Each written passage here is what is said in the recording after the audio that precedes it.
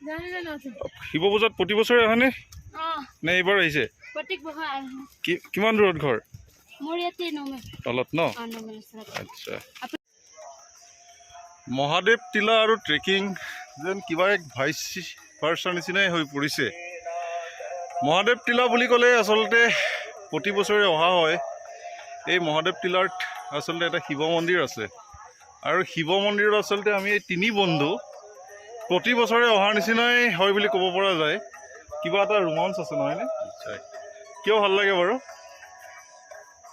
আমি প্ৰকৃতি প্ৰিয় মানুহ নেচাৰ প্ৰিয় চ' ভক্ত হয় ভোলে বাবাৰ এইটো ওপৰত মন্দিৰ আছে বুলি জানো তালৈ যোৱা যায় ট্ৰেকিং কৰা হেবিটো এটা আছে ট্ৰেকিংটো হয় আল্টিমেট তিনিটা বস্তু আমাৰ একেই নাই হৈ যায় ট্ৰেকিং প্ৰকৃতিৰ দৃশ্য উপভোগ কৰোঁ আৰু ভগৱানক ভক্তটো আছে ভক্তি হিচাপে আজিৰ দিনটো স্পেচিয়েল থাকেই আৰু হয় আৰু মোৰ লগত আছে এজন ভক্ত এজনৰ শিৱ ভক্ত এজনৰ আপুনি মোবাইলত দেখিব এতিয়া শিৱ বৰ্ণনা চলি আছে শিৱ বৰ্ণনা চলি আছে আমাৰ চলি আছে হয় আৰু কিমান বছৰ হ'ল কিবা হিচাপ আছেনে ইয়ালৈ অহাৰ কমচে কম 10 বছৰটো হ'ব কমচে কম 10 বছৰটো মিনিমাম হয় তাৰমানে সেইটোৱে কথা গুৱাহাটীৰ এই যিটো আচলতে গৰু বজাৰ বুলি কয় আগতে এই গৰু বজাৰ অঞ্চলটোত এইখিনি কোৱা হয় যোৰাবাট 11 মাইল কোৱা হয় আচলতে 11 মাইলৰ পৰা আপুনি ওপৰত চাই দিলে দেখিব এটা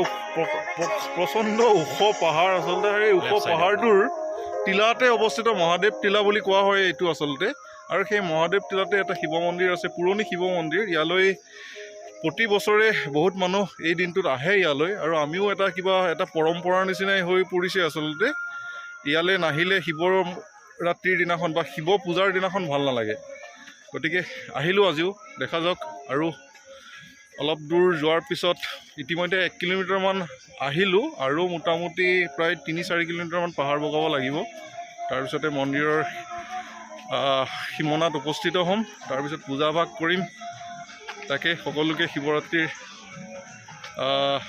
শুভেচ্ছা বুলিয়ে কৈছোঁ আৰু শুভেচ্ছা জনালোঁ ভগৱান শিৱই সকলোকে শক্তি প্ৰদান কৰক এই প্ৰাৰ্থনা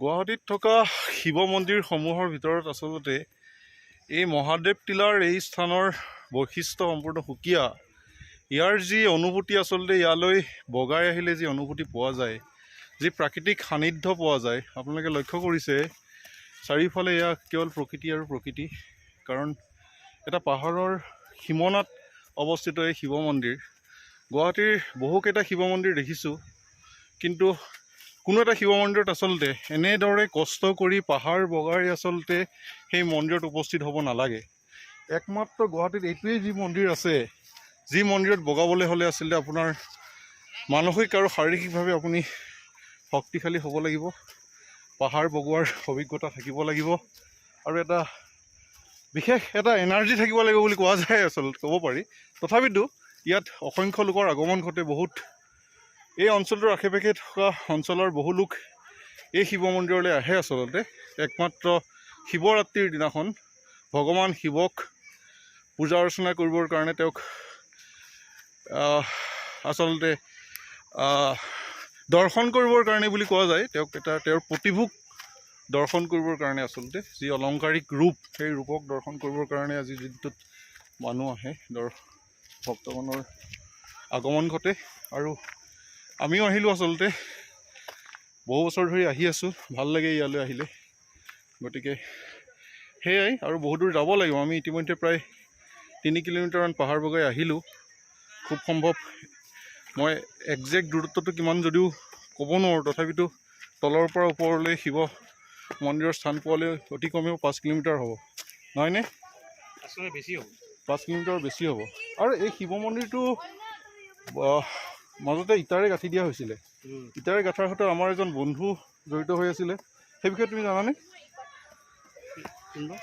আমাৰ হেৰিত আছে ঢুকালে ধ্ৰুৱদা হয় ধ্ৰুৱদাই আচলতে এই মন্দিৰটো বনোৱাৰ ক্ষেত্ৰত কিছু উদ্যোগনি লৈছিলে। তেওঁ যেতিয়া মন্দিৰৰ শিৱৰাত্ৰিৰ দিনাখন বা শিৱ পূজাৰ দিনাখন যেতিয়া মানুহ ইয়ালৈ উঠি আহে, তেতিয়া একোটা এচপৰা ইটা তেওঁলোকক দি পঠাইছিলে। আৰু তেনেদৰে আচলতে ইয়াৰ ঠিক অলপকৈ মন্দিৰটো নিৰ্মাণ কৰা হৈছিলে। কিন্তু আমাৰ দুখৰ কথা, সেই আমাৰ বন্ধুজন ধ্ৰুৱ গগৈ, তেখেত আচলতে আমাৰ মাজত নাই। আজি এবছৰৰ পূৰ্বে তেখেত ঢুকালে। গতিকে আজিৰ দিনটোত তেখেতলৈ মনত পৰিছে। আচলতে আমিও সেই কাৰ্যৰ সমভাগী হৈছিলোঁ এবাৰ। তলৰ পৰা প্ৰত্যেকৰে হাতত একোটাকৈ ইটা দি পঠোৱা হৈছে, কাৰণ ইমান ওপৰলৈ ইটা উঠোৱাটো, চিমেণ্ট বালি উঠোৱাটো সম্ভৱ নহয়। গতিকে তেনেদৰে আচলতে কিছুমান কাম হৈ পৰে, আৰু সেই উদ্যোগ তেখেতে গ্ৰহণ কৰিছিলে। মহাদেৱ টিলত অৱস্থিত শিৱ মন্দিৰ পোৱাৰ পূৰ্বে আচলতে এই স্থানতো পূজা পাৰ্বণ কৰা হয়, পূজা অৰ্চনা কৰা হয় শিৱৰাত্ৰিৰ দিনটোত। আৰু তাৰ কাৰণে আচলতে এয়া আয়োজন কৰি তুলিছে। আৰু ইয়াত লিখা আছে, এই আয়োজন কৰিছে হস্তিনাপুৰ প্ৰগতি যুৱক সংঘই। আৰু আচলতে এয়াই মূল স্থান নহয়, ইয়াৰ ওপৰতে আচলতে শিৱ মন্দিৰটোৰ স্থান পোৱা যায়। আৰু সেই শিৱ মন্দিৰলৈ যাবলৈ হ'লে আচলতে যথেষ্ট এটা ওখ গৰা পাৰ হৈ যাব লাগে, বগোৱা বাই যাব লাগে। সেয়া আপুনি ওপৰত দেখিছে, লক্ষ্য কৰিছে, মানুহ গৈ আছে আচলতে, সেই ওপৰলৈ গৈ আছে। আৰু এনেদৰেই আচলতে বগোৱা বাই যাব লগা হয় মহাদেৱ পূজালৈ। কিন্তু যিসকল লোকে সেই স্থানলৈ যাব নোৱাৰে, সেইকাৰণে আচলতে এই স্থানতে বহুতে পূজা পাতল দিয়ে। আৰু এনেদৰেই আচলতে এই শিৱ পূজাৰ দিনাখন এই মহাদেৱ টিলা খুব এক আটকধুনীয়া পৰিৱেশৰ সৃষ্টি হয়। বহু ভক্তগণ ইয়ালৈ আহে, বহুতে পূজা দিবৰ কাৰণে আহে। আৰু পূজা দিয়াৰ গহীনেৰে আচলতে বহুত লোকে আচলতে ইয়াত ট্ৰেকিং কৰিবলৈ আহে। আমি যাত্ৰা পথত দেখি পাইছিলোঁ কিছুমান ল'ৰা ছোৱালী, স্কুল কলেজৰ ল'ৰা ছোৱালী, তেওঁলোকক সুধিছিল যে তোমালোকে পূজা পাতলৰ কাৰণে আহিছানে, ট্ৰেকিঙৰ কাৰণে আহিছে? তেওঁলোকে কৈছে যে আমি প্ৰথমবাৰৰ কাৰণে আহিছোঁ, ট্ৰেকিঙৰ কাৰণে আহিছোঁ। আচলতে ইয়ালৈ ট্ৰেকিং কৰিও ভাল লাগে, কাৰণ ইয়াত ট্ৰেকিং কৰাৰ মজাটো বেলেগ, বহু ওখ ঠাই আচলতে। আৰু ইয়াত খোজকাঢ়ি অহাৰ যি আনন্দ, বা যি আচলতে খোজকাঢ়ি উঠি গৈ দৰ্শন কৰাৰ পিছত উভতি আহি যি এটা উল্লাস, যি এটা অনুভৱ পোৱা যায়, সেই অনুভৱ আচলতে অন্য বহু শিৱ মন্দিৰত পোৱা নাযায় বা বহু স্থানত পোৱা নাযায়। এয়া মহাদেৱ টিলাৰ ওপৰৰ পৰা তললৈ দেখা দৃশ্য। আচলতে ইয়াৰ পৰা আচলতে কেৱল তলত থকা পাহাৰবোৰহে, তলত থকা স্থানবোৰহে দেখা যায়। ইয়াৰ পৰা ওপৰত কেৱল আকাশহে দেখা যায়, ইয়াৰ ওপৰত কোনো পাহাৰ দেখা নাযায়। অথচ এইটো পাহাৰেই আচলতে একমাত্ৰ এই অঞ্চলৰ আটাইতকৈ ওখ পাহাৰ। বহুতে কয় যে গুৱাহাটীৰো আচলতে আটাইতকৈ ওখ পাহাৰ এইটোৱেই বুলি। আৰু ইয়াৰ পৰাই আচলতে সামগ্ৰিকভাৱে দেখা যায় তলত সেয়া ঠিক গুৱাহাটীখন দেখা নাযায় যদিও সেয়া আচলতে যোৰাবাট, খানাপাৰাৰ পৰা আৰম্ভ কৰি সুদূৰত সেইফালে কেইটামান পাহাৰ দেখা যায়। আৰু আচলতে খুব সুন্দৰ পৰিৱেশ। এই মুহূৰ্তত খুব ধুনীয়া বতাহ বলি আছে। যদিও গৰম, তথাপিতো বতাহৰ বায়ে বতাহজাকে আচলতে মনবোৰ শীতল কৰি তুলিছে, গৰম লগা নাই। আৰু এনেদৰে আচলতে ইয়াত এয়া ভক্তগণ, আৰু কিছু দূৰ ওপৰলৈ গ'লে আচলতে আমি মন্দিৰৰ স্থানত উপস্থিত হ'মগৈ। আহি আচলতে এই মহাদেৱ টিলাত উপস্থিত হ'লোহি। আৰু কিছু দূৰ গ'লেই আচলতে ঠিক সেই শিৱ মন্দিৰটো পামগৈ।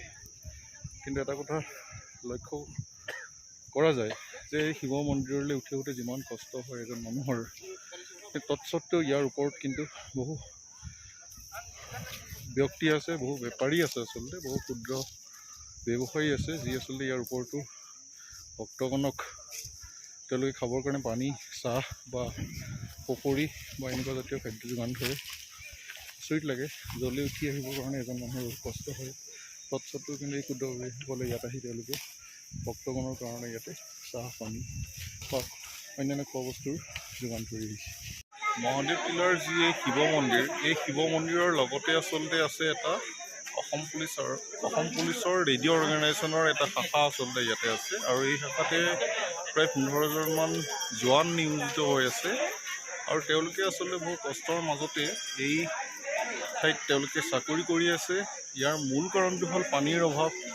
ইয়াত তেওঁলোকৰ কোনো নিৰ্দিষ্ট বা স্থায়ী কোনো পানীৰ ব্যৱস্থা নাই। তেওঁলোকে পানীৰ প্ৰয়োজন হ'লে তলৰ পৰা কঢ়িয়াই আনিব লাগে। আৰু এই পূজা যেতিয়া পতা হয়, পূজাৰ সময়ত আচলতে ইয়াতে পানীৰ প্ৰয়োজন হয়।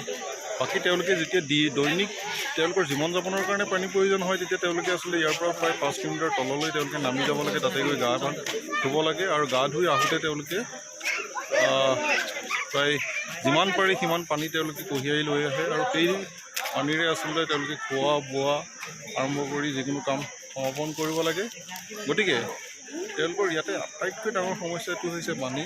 আৰু ইয়াত যেতিয়া পূজাৰ সময় হয়, পূজাৰ সময়ত তলৰ যিসকল লোক সেই লোকসকলে ইয়াতে পানী যোগান ধৰে, আৰু পানী যোগানৰ নামত তেওঁলোকৰ 1 লিটাৰ পানীৰ বাবে তেওঁলোকে মোটামুটি 7 টকা পইচা দিব লাগে। আৰু এনেদৰেই আচলতে তেওঁলোকে বছৰৰ বাকী সময়তো এই যি মন্দিৰ, শিৱ মন্দিৰটো তেওঁলোকে পৰিচালনা কৰি আহে। তেওঁলোকৰ ষ্টাফৰ মাজৰ যিকোনো এজন দুজনেই আচলতে এই মন্দিৰটো পৰিচালনা কৰি আহে। আৰু বছৰৰ আন সময়ত পাতলকৈ হ'লেও ইয়ালৈ ধৰ্মীয় লোক আহে, তেওঁলোকে ভক্তগণ আহে, শিৱৰ পূজাৰ বাহিৰেও আন সময়তো আহে। কিন্তু এই সময়ছোৱাত আচলতে এই মন্দিৰটো অতি জনপ্ৰিয় হৈ পৰে, অতি আচলতে ইয়াত বহু সংখ্যক লোকৰ সমাৱেশ ঘটে। আৰু এই সময়ছোৱাতে আচলতে এই মন্দিৰটো আচলতে জাগ্ৰত হৈ উঠে বুলি ক'ব পৰা যায়।